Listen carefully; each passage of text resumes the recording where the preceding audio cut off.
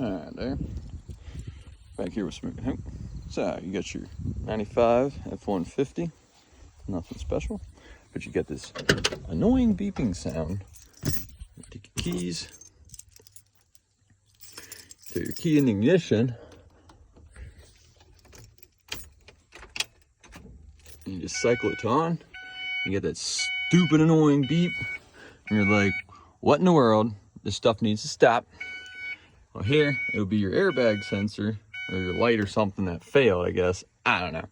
Nonetheless, you basically turn your key off, pull your key out, look up underneath, and you have this blue box, okay? You take 2 screws out, all this piece of crap out,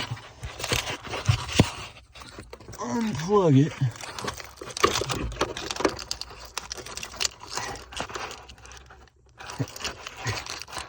and grab that piece of crap, throw that shit to the ground, and then you take your key,